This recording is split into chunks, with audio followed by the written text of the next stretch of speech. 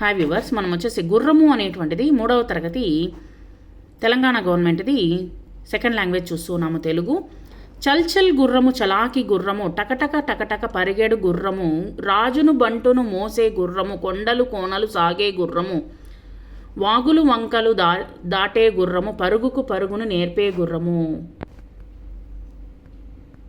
ఇక్కడ చూడండి, చల్చల్ గుర్రము. మనం వచ్చేసి వేగంగా పరిగెత్తేటువంటి జంతువు ఏది అని అడిగినట్లయితే మనం గుర్రం అని చెప్పొచ్చు అనమాట. చల్చల్ గుర్రము చలాకి గుర్రము బాగా వేగంగా పరిగెడుతూ ఉంటుంది. ఒక గుర్రము ఎటువంటి శబ్దం వస్తుంటుంది?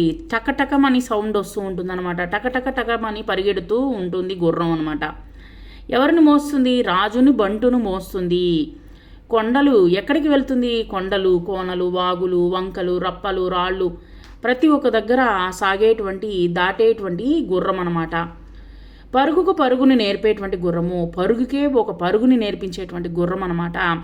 మనం గమనించినట్లయితే పాతకాలం సినిమాల్లో వచ్చేసి ఎక్కువగా గుర్రాన్ని ఉపయోగిస్తూ ఉంటారు. ఆ యొక్క శబ్దం కానీ గమనించినట్లయితే టకటకమని సౌండ్ వస్తూ ఉంటుందన్నమాట. ఎక్కువగా రాజులు సైనికులు వీళ్ళందరూ ఎక్కి ఈ యొక్క గుర్రం పైన తిరుగుతూ ఉంటారనమాట. మనం బీచ్ల్లో కూడా చూసినట్లయితే గుర్రం పైన ఎక్కి మనం కూడా ఎక్కి తిరగొచ్చు అనమాట. ఒక రౌండు వేసేసి రావచ్చు అనమాట. ఆ యొక్క గుర్రము యొక్క స్వారీ అనేటువంటిది చాలా చక్కగా ఉంటుంది. బాగా అందంగా కూడా ఉంటుంది. పిల్లలు కొయ్యి బొమ్మతో ఈ యొక్క టకటకమని దాని మీద ఎక్కి స్వారీ కూడా చేస్తూ ఉంటారు పిల్లలు.